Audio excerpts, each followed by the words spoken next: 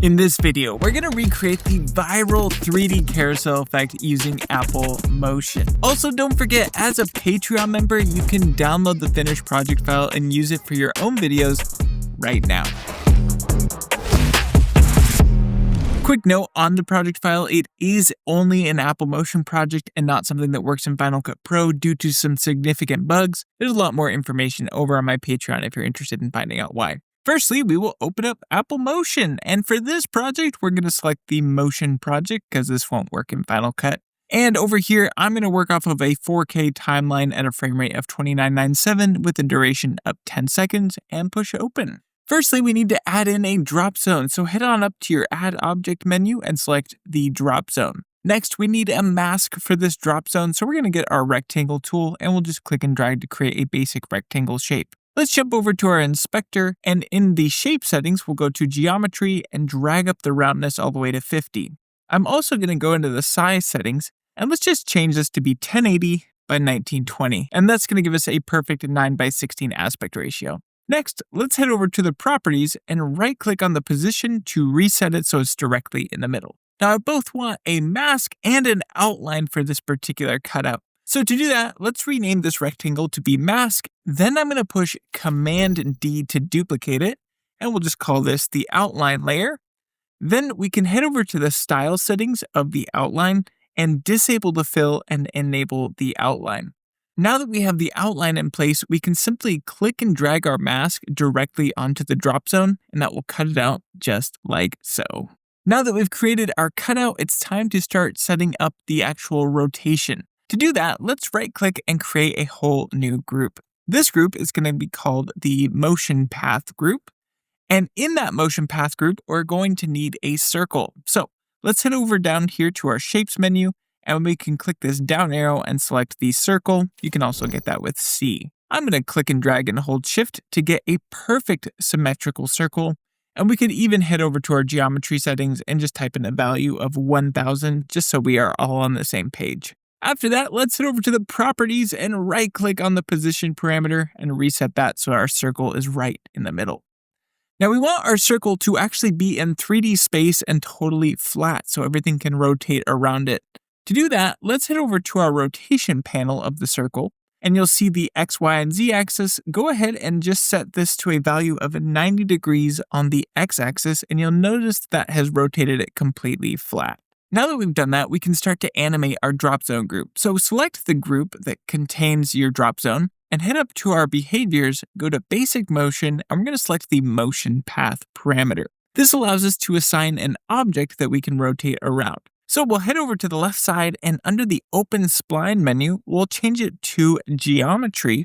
And the geometry that we of course want to use is that circle that we've created. So we'll just drag that in there. And now if we start playing, you'll see that our object is moving back and forth. But we actually want this to be moving forward and back in 3D space. So to do that, we're going to need to activate 3D on each of these layers. Taking a look to the right of these layers, you'll see this small icon here, and clicking that will change it over to 3D. So now that we've done that, our drop zone will actually move forward and backward in 3D space, just like we want it to. We also want this card to be continually pointing towards the center. So to do that, let's select our group that contains the drop zone. We'll go to Behaviors. We're going to go to Basic Motion and select Point At. We already have an object that has an anchor point directly in the middle of our project, and that is our Motion Path group, which contains the circle. So let's select our Point At parameter and drag the Motion Path group into this well. Next, we need to change the transition speed all the way down to 0%. So now if we play out, you'll see that our card is always pointing towards the center. You'll also notice that our outline is actually pointing in towards the center of our project and not outwardly. So we need to flip this. To do that, we'll come over here to this Invert Axis button and just check that box. And now you'll notice that the outline is on the exterior of our card, which is exactly what we want. Finally, we don't want this to be auto-animating itself, and it's doing that because our loops are set to 1, which means it's going to do 1 loop over the duration of our project. So instead, let's set the loops down to 0. Finally, let's scale this card down because it's filling up too much of the frame. I find that 75% is a pretty good value for this. And let's rename this group to be 1 because we're actually going to have 5 of these different groups. Now that this group is all set, we can go ahead and collapse it, and we're going to duplicate it 4 more times. So we're going to push Command D to duplicate, 1, 2, 3, 4, and now we can rename these. Now that we have all of these groups created, we need to offset them on their motion path. Rather than expanding each of these to find the motion path parameter, we can instead just come down to our search tool and look up motion path, and that should expose the motion path in each of these layers. From there, we can click each of these and find the offset parameter. Our first one will be offset by 0%. It's in the right position. But the second one, we need to offset by 20%. So I'll go ahead and type in a value of 20%, and then we can set the next one to 40%, so on and so forth. I'm getting this value because 100% divided by 5 is, of course, 20%. And so by adding 20%, we're getting a perfect offset around our circle. So your final value should be 80%, and then the first one will go to 0%, which is equal to also 100%.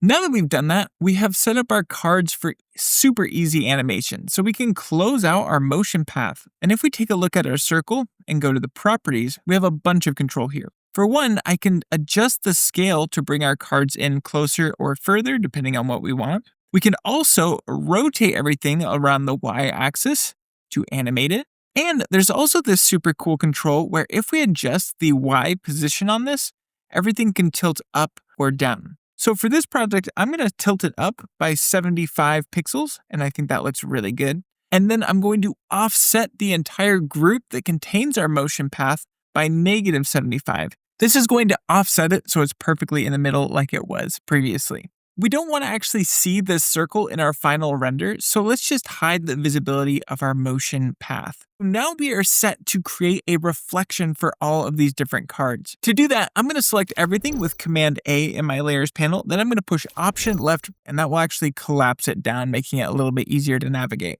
Next, let's create a new group by right-clicking and selecting New Group, and we're going to rename this group to be Reflector Group.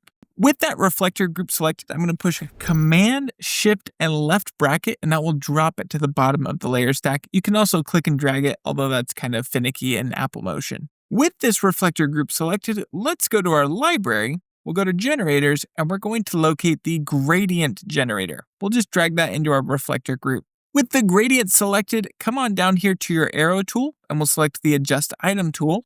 And we just need to click and drag the gradient out a little bit further so it's a smoother gradient. Next, let's head over to our inspector and we'll change the colors on this gradient. I'm going to set the lighter part to be completely black, and we'll set the blue part to be maybe a dark blue. Let's rename this gradient to be the reflection. Then we'll head over to our properties and we're going to rotate it on its x-axis by 90 degrees, just like we did with the circle. Then we're going to drag down on the y value so that this floor is actually underneath all of our cards, making sure it's not cutting into the cards at all. And finally, we can scale this up so it fills the entire frame. You'll notice at the bottom, there's this reflection checkbox. So let's check that, and you should immediately start to see the reflection taking place. Let's press Show, and we can adjust the blur amount and how much reflectivity is there. But we can also check this box for fall off, which I love doing because it really makes the reflection look a lot more accurate. And that's looking great, but you might notice that we have a straight blue line here in the background wherever that gradient isn't. So we're going to need to extend this gradient vertically. To do so, we're going to create a clone layer so that any changes we apply to this reflection layer will also apply to that clone layer. Right-clicking on the reflection layer, let's select Make Clone Layer. Then we'll head over here to the rotation panel, and we're just going to change that to 0 degrees so it's perfectly vertical. And we're also going to adjust the position on our y-axis to be 0.